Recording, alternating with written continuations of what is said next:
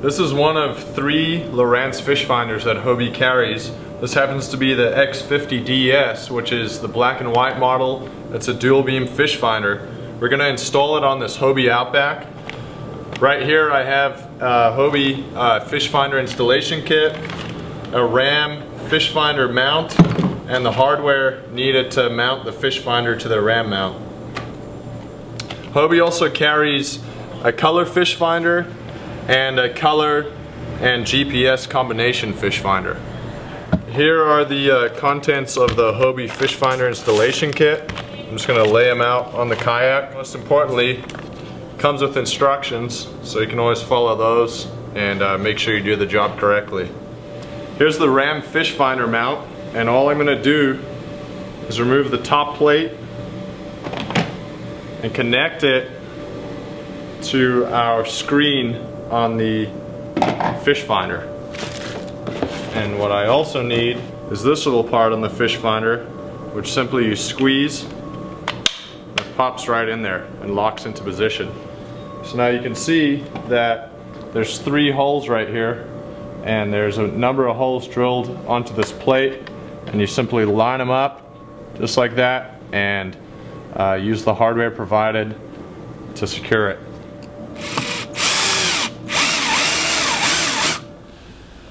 I think that this would be a good spot to install my fish finder. So I'm going to remove the screen, this middle part of the RAM mount, and just mount this little ball right in there.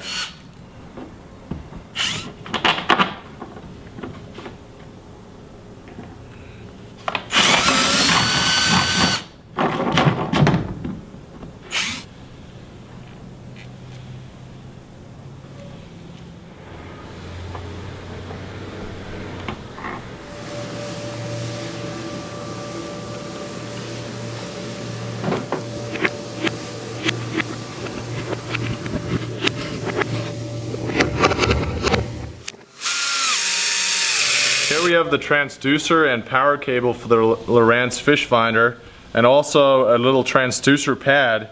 We're going to glue both of these into the hull of the kayak, and the transducer is going to read through the kayak.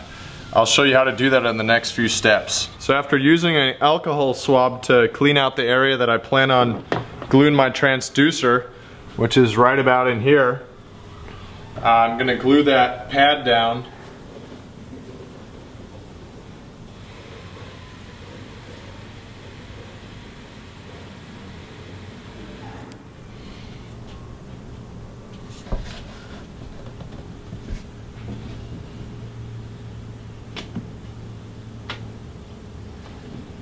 Now that I've glued that in there, I'm going to let it set for about 2 or 3 hours.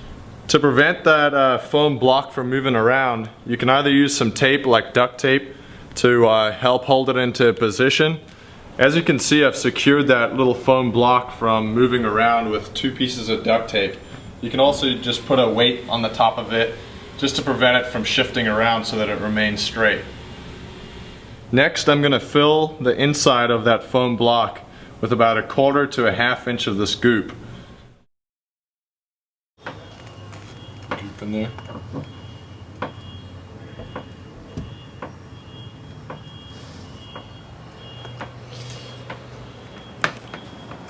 Next, I'm going to put the transducer into the center of that foam block.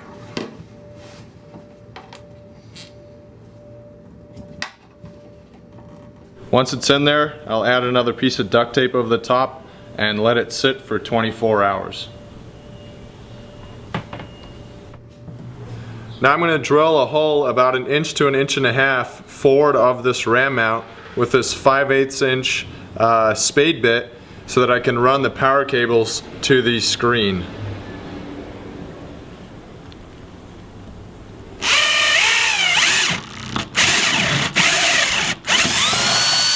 What I'm doing now is running this power cable through the hole that I drilled. So I'll bring it up through here, and now we're going to use this grommet.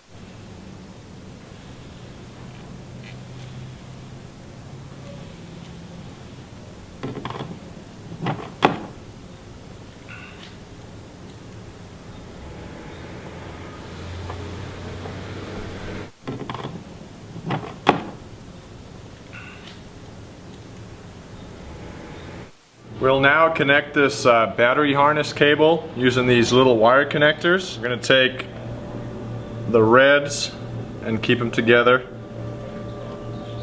Slip the wire connector on there.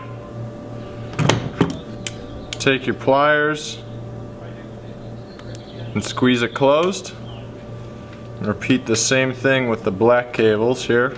If you take a closer look, you can actually see some of the silicone compound leaking out of the connector, and what that does is it forms a watertight seal and prevents any corrosion from getting into this connection.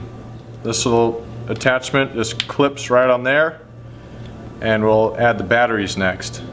The nice thing about this is it's ultra lightweight, and I can take this little dry bag and this whole thing slips right in here. Nice and tight. Once I have it to there, I'll roll it up.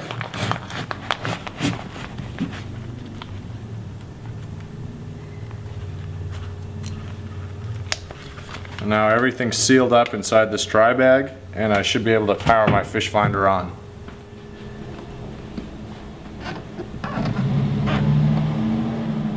These 3 zip ties are also included in your Hobie fish finder installation kit. And what they're used for is to take care of the excess wire that's hanging around, and also to attach the dry bag that's holding your batteries to the mast base right here.